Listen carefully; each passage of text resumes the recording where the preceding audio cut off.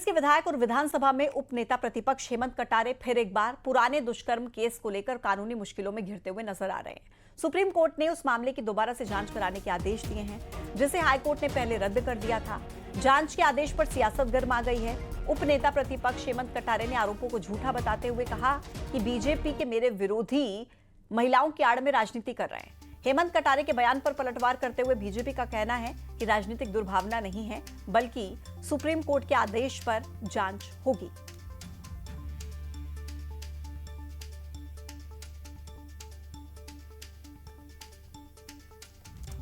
अगर supreme court भी कोई जांच करना चाहती है तो मैं स्वागत करता हूं। जांच में तो पहले भी सहयोग की, आगे भी करेंगे और कितनी भी जांच कर ले, लेकिन आप झूठ को बदल नहीं सकते। जो झूठे आरोप हैं वो वहीं रहेंगे। सच बात यह है कि इसमें बीजेपी के नेता फंसे हुए हैं और जो भारतीय जनता पार्टी के नेता मेरे विरोधी महिलाओं की आड़ में राजनीति करते हैं, मुझे लगता है उनको अपने गिरेबान में झांकना चाहिए कि राजनीति का स्तर कितना निम्न उन्होंने कर दिया है। मुझे लगता है माननीय न्यायालय पर भरोसा रखना चाहिए। जब न्यायालय के अधीन है मामला तो उस पर हमको इंतजार करना चाहिए। और राजनीतिक दुर्भावना, अगर न्यायालय के बाहर की कोई बात हो तो आप आरोप लगा सकते हो, न्यायालय पे कैसे आरोप लगा सकते हो आप? नेता प्रतिपक्ष से मैं आग्रह करूंगा, जब ये मामला न्यायालय के अधीन है तो फिर न्यायालय को अपना निर्णय सुनाने दीजिए। और आइए इसी मुद्दे पर चर्चा करेंगे। वंदना जी बीजेपी का पक्ष रखने के लिए मेरे साथ कनेक्ट हो गई हैं। राम पांडे जी कांग्रेस का पक्ष रखने के लिए इस वक्त मेरे साथ कनेक्ट हो गए हैं। सबसे पहले वंदना जी आप ही के पास आते हुए, क्योंकि ये आरोप लगा रही है कांग्रेस पार्टी कि महिलाओं का सहारा लेकर राजनीति कर रहे हैं महिलाओं की आड़ में, क्या कहेंगे इस पर? क्या रिएक्शन आपका? नमस्कार पूजा जी, राम पांडे जी को भी नमस्कार। देखिए पूजा जी, पहली बात तो ये कि ये जो भी फैसला हुआ है ये सुप्रीम कोर्ट ने लिया है और हम उनके फैसले का सम्मान करते हैं। और अगर उपनेता प्रतिपक्ष को ऐसा लगता है कि महिलाओं की आड़ में राजनीति की जा रही है तो आप ये बताइए कि आप कहां गलत थे कि आपके ऊपर इतना बड़ा आरोप लगा। अगर आपके ऊपर दुष्कर्म का आरोप लगा, उस पर सुनवाई चल रही है और सुप्रीम कोर्ट उस केस को फिर से खोल रहा है, पुनः खोल रहा है, तो कहीं ना कहीं कुछ तो उसमें बात होगी। याचिका तो मध्य प्रदेश सरकार ने लगाई है ना वंदना जी?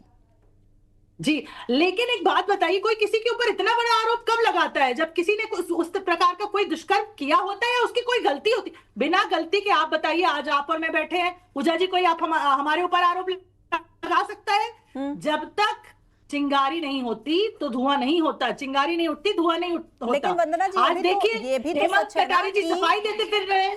वंदना जी ये भी तो सच है ना कि इन्हीं आरोपों को हाईकोर्ट ने खारिज भी कर दिया था, ये भी तो सच है। देखिए, हम न्यायपालिका का सम्मान करते हैं। अभी भी सुप्रीम कोर्ट जो भी उनके लिए वर्डिक्ट देगा हम उसका भी सम्मान करते हैं।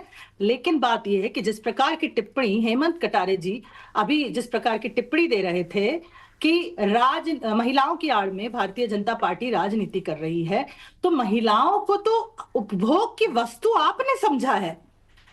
हमने कोई राजनीति नहीं की है।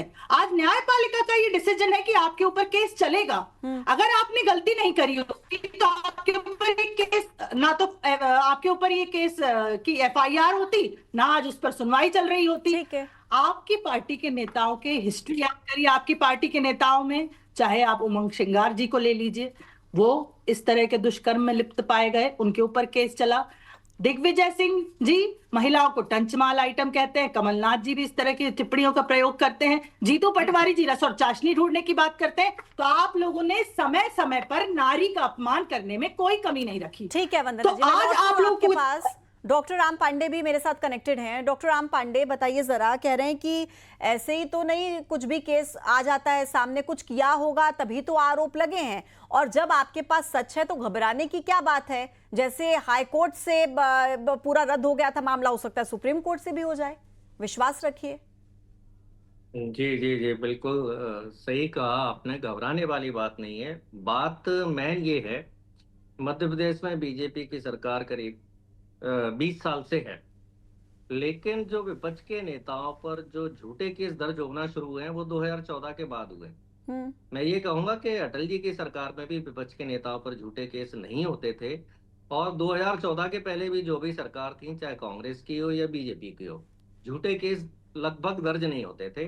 2014 के बाद ये फैशन चल गया है कि जो भी विपक्ष का नेता मुखर है, जो भी विपक्ष का नेता जनता से जुड़े मुद्दे उठाएगा, जो भी विपक्ष का नेता भाजपा के भ्रष्टाचार की पोल खोलेगा, जो भी विपक्ष का नेता जनता से जुड़े मुद्दे, महंगाई, बेरोजगार, अपराध से संबंधित बात करेगा, किसानों के लिए बात करेगा, किसानों के लिए खाद के लिए बात करेगा, उस पर आरोप लगाए जाएंगे, उस पर झूठी एफआईआर की जाएंगी। और हेमंत कटारे जी अकेले नहीं है, ऐसे विपक्ष के कई नेता हैं और उनमें से कई डर के बीजेपी में भी चले जाते हैं, तो उनके बीजेपी में जाते ही माफ हो जाते हैं। अब देखिए 2014 के बाद नहीं, एक सेकंड डॉक्टर राम पांडे, मेरा एक क्रॉस क्वेश्चन है आपसे। आप कह रहे हैं कि 2014 से पहले ऐसा कुछ नहीं होता था, 2014 के बाद ही होने लगा, तो ये पूरा मामला तो 2018 का है ना, और उस वक्त पर भी तो बीजेपी की ही सरकार थी, तो फिर हाईकोर्ट से कैसे राहत मिल गई थी सर? मैं यही बता रहा हूं कि जिस लड़की के द्वारा एफआईआर होना बताया गया है, वो लड़की जेल में बंद थी, जेल से उसने एफआईआर कराई। एफआईआर के बाद जब वो लड़की जेल से छूटती है तो मीडिया से कहती है कि जो अरविंद भदौरिया हैं, जिनको हेमंत कटारे ने चुनाव में हराया था, और इन अरविंद भदौरिया, नरोत्तम मिश्रा जी का नाम ये विधायकों की खरीद फरोख्त में आया था जब ये मध्य प्रदेश के विधायक खरीदे गए थे और कर्नाटक पहुंचे थे। दुर्भाग्य से कहें या सौभाग्य से कहें, ये दोनों चुनाव हार गए। अरविंद भदौरिया यदि जीत जाते तो चूंकि सरकार को गिराने में उनका योगदान था तो मंत्री बनते। अब वो लड़की जब जेल से छूटती है तो सीधा अरविंद भदौरिया का नाम लेती है कि अरविंद भदौरिया के दबाव में मैंने एफआईआर कराई, और हाई कोर्ट में हलफनामा भी दिया। जब एक बार हाई कोर्ट में हलफनामा दे दिया जाता है कि ये एफआईआर मैंने झूठी कराई है, हेमंत कटारे जी ने मेरे साथ कुछ नहीं किया है, भारतीय जनता पार्टी के दबाव में ये एफआईआर हुई है, और उसके बाद केस खत्म हो जाता है, हाई कोर्ट रफा दफा कर देता है। ठीक है, अभी जी हाई कोर्ट में मामला खत्म हो जाता है। अब आप बताइए कष्ट किसको होना चाहिए था? लड़की की माँ को, लड़की के पिता को, लड़की के भाई को, बहन को, परिवार को, मोहल्ले को, रिश्तेदार को। लेकिन कोई सुप्रीम कोर्ट नहीं जाता। सुप्रीम कोर्ट कौन जाता है? बीजेपी जाती है। डॉक्टर राम पांडे, आपको शायद ये पता होगा, मुझे लगता है कि वो लड़की तो अब इस दुनिया में नहीं है। जी, आपको पता होगा ये? जी आत्महत्या तो कर ली थी उस लड़की ने। आप कंप्लीट करने दीजिए। इन्होंने इतना दबाव डाला कि उस लड़की को आत्महत्या करना पड़ी। ये आए दिन उस लड़की पर दबाव डाल देते। मैं कह रहा हूँ अरविंद भदौरिया और उस लड़की की आप कॉल डिटेल निकलवाइए, बीजेपी नेता उस लड़की की तो फिर आप लोग कोर्ट में क्यों नहीं गए सर? आप लोग कोर्ट में गए थे क्या? तो ये कोर्ट ने ही तो डिसीजन दिया है, हाई कोर्ट ने। हाँ, हाई कोर्ट ने तो, और इन सब पर डॉक्टर राम पांडे, मेरा सवाल ये है कि जैसे अभी ये याचिका एमपी सरकार की तरफ से लगाई गई सुप्रीम कोर्ट में, अगर आप इतने बड़े बड़े आरोप लगा रहे हैं तो आप भी सुप्रीम कोर्ट का दरवाजा खटखटा सकते थे ना सर? अरे ये तो मूर्खों जैसी बात है। मतलब मुझे हाई कोर्ट बरी कर दे और मैं ही सुप्रीम कोर्ट चला जाऊं? नहीं, आपके मामले में नहीं बोल रही मैं डॉक्टर राम पांडे। सुनिए जरा, आप जो आरोप लगा रहे हैं, जिनका नाम लेकर आप आरोप लगा रहे हैं, उन आरोपों के साथ आप सुप्रीम कोर्ट जा सकते थे। जी, अरे अभी लोअर कोर्ट ने प्रज्ञा ठाकुर को बरी किया है, तो लोअर कोर्ट सुप्रीम कोर्ट जाएगी क्या? वो प्रज्ञा ठाकुर सुप्रीम कोर्ट जाएगी कि मुझे सजा दे दो? ठीक है, ये लोअर कोर्ट ने गलत किया है। ठीक है। ये कैसी बात? और मैं ये कहूंगा, राम पांडे, आप मेरा सवाल नहीं समझ पा रहे। मेरा सवाल ये है कि आप जिन नेताओं का नाम लेकर कह रहे हैं कि दबाव बनाया था, है ना, जिसकी वजह से आप कह रहे हैं कि उस लड़की ने आत्महत्या कर ली, मैं कह रही हूँ कि आपको उनके खिलाफ जाना चाहिए था ना कोर्ट में। मैं ये बोल रही हूँ आपको। देखिए, अपने देश में जो आरोप लगाते हैं उन पर कार्रवाई नहीं होती है। अब जैसे हेमंत कटारे जी के केस में जितने भी अधिकारी थे, फिर उन पर कार्रवाई होनी चाहिए ना कि उन्होंने कैसे बरी कर दिया। प्रज्ञा ठाकुर के केस में जितने भी आरोपी थे, जितने भी गवाह थे, उन पर कार्रवाई होनी चाहिए। ठीक है। तो अपने देश में केवल जो जिस पर आरोप लगते हैं उसी को झेलना पड़ता है, उसी को सब करना पड़ता है। जो गवाह पलट जाते हैं उन पर कोई कार्रवाई नहीं होती है। गवाह पलटने वालों पर भी कार्रवाई होने लगे तो और ज्यादा अच्छे फैसले आने लगेंगे। ठीक है डॉक्टर राम पांडे, मैं लौट रही हूँ आपके पास। वंदना जी भी कुछ कह रहे हैं। वंदना जी, आप अपनी बात भी रखिएगा और ये भी जरा बताइएगा कि जब हाईकोर्ट से राहत मिल गई, फोरेंसिक रिपोर्ट जब सामने आई, जो आरोप लगे जब वो आरोप खारिज हो गए, तो फिर आपको ऐसा क्यों लग रहा है कि अब सुप्रीम कोर्ट सजा देगा? और गिरफ्तारी पर तो रोक सुप्रीम कोर्ट ने भी बरकरार रखी है ना वंदना जी? देखिए पूजा जी, जब ये अभी जितनी बातें बोल रहे थे अरविंद भदौरिया जी के विषय में, बाकी सबके विषय में, अगर इनके पास इतने तथ्य हैं, इनके पास इतने सारे सबूत हैं, तो ये लोग कोर्ट में क्यों नहीं गए? इन्होंने तो कभी, ये तो कभी कोर्ट के पास नहीं गए, इन्होंने कोर्ट का दरवाजा कभी नहीं खटखटाया। हमने इसलिए खटखटाया क्योंकि हम ये मानते हैं और जानते हैं कि हेमंत कटारे जी ने गलत काम किया है और उनकी वजह से एक महिला को अपनी जान खोनी पड़ी है। तो उसे न्याय दिलाने के लिए सुप्रीम कोर्ट का अगर हमने दरवाजा खटखटाया तो उसमें हमने क्या गलत वो किया? कह रहे हैं कि हमारे आप लोगों ने दबाव प्रदेश डाला में था किसी और भी- इसीलिए आत्महत्या की है। आप पर आरोप लग रहे हैं, बीजेपी पर कह रहे हैं आप लोगों ने प्रेशर डाला था। ये उल्टा चोर कोतवाल को डांटे पूजा जी। एफआईआर हेमंत कटारे जी के ऊपर हुई, केस उनके ऊपर चल रहा है, ये कह रहे हैं कि हम लोगों ने किया। अरे आप एक बात को समझिए कि आपके नेता अगर इसमें लिप्त पाए गए हैं और उसमें अगर केस चला है और अगर वो सुप्रीम कोर्ट में गया, अगर वो गलत नहीं है तो आप क्यों डर रहे हैं? न्यायपालिका पर भरोसा रखिए, अगर गलत नहीं है तो वहां से भी बरी हो जाएंगे, पर अगर गलत है तो सजा तो अवश्य मिलेगी। क्योंकि किसी भी महिला को उपभोग की वस्तु समझना, उसके साथ दुष्कर्म करना, तो सजा तो आपको बनती है, सजा हर वंदना जी व्यक्ति को देखिए, बनती है। ये बात तो आप भी जानती हैं कि भाई कोर्ट तो सजा तभी देगा जब सबूत होंगे, है ना? तो क्या ऐसे कोई सबूत हैं? और देखिए अगर है तो गिरफ्तारी पर क्यों सुप्रीम कोर्ट ने रोक बरकरार रखी? अगर इतना ही गंभीर आप बता रही हैं इस विषय को, मेरा सीधा सा सवाल है, गिरफ्तारी पर रोक क्यों लगा रखी है सुप्रीम कोर्ट ने?